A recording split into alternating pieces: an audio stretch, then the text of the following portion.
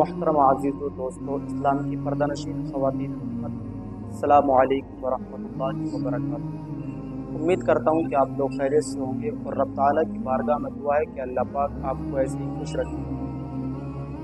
آج یہ ویڈیو غسل کے متعلق ہوگی انشاءاللہ۔ تو کچھ لوگ اس کنفیوژن میں رہتے ہیں کہ بھئی غسل کا سنتی طریقہ کیا ہے اور غسل کس طریقے سے کرنا چاہیے، غسل میں کیا چیزیں لازم ہیں۔ تو آپ سب سے پہلی بات یہ سمجھیں کہ جب شخص جنبی ہو یا غیر جنبی ہو تو وہ وضو جو ہے شروع میں ہی کرے گا، یعنی کہ اس پر غسل واجب ہو یا نہ ہو تو وہ غسل کے شروع میں ہی جو ہے وضو کرے گا، اور وہ وضو ویسے ہی کرے گا جیسے نماز کے لیے کرتے ہیں۔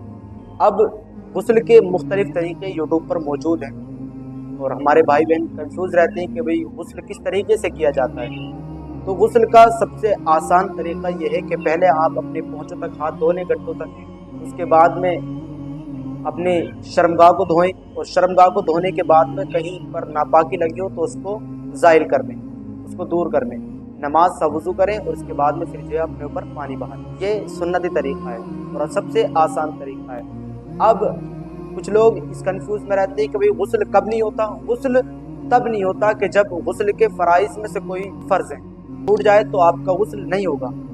تو غسل کے آپ یاد رکھیں 3 فرض ہیں، اور وہ 3 فرض کیا ہیں؟ پہلا کلی کرنا، اگر روزہ نہ ہو تو غرارہ بھی کر لیا جائے، اور دوسرا ناک کی نرم ہڈی تک پانی چڑھانا، اور تیسرا تمام ظاہری بدن پر پانی بہانا۔ اگر آپ نے یہ 3 چیزیں کر لی تو آپ کا غسل مکمل ہو گیا، آپ جو ہے پاک ہو گئے۔ لیکن اگر ان میں سے کوئی بات رہ گئی تو اب آپ کا غسل نہیں ہوگا، اور اگر باقی چیزیں رہ گئیں جیسے آپ نے شروع میں ہاتھ نہیں دھوئے تو آپ کا غسل ہو جائے گا۔ لیکن آپ کو توجہ ان 3 چیزوں پر دینی ہے۔ اگر ان میں سے کوئی چیز رہ گئی تو اب آپ کا غسل نہیں ہوگا۔ اب آپ یہ سمجھیں کہ فرض ہوتا کیا ہے؟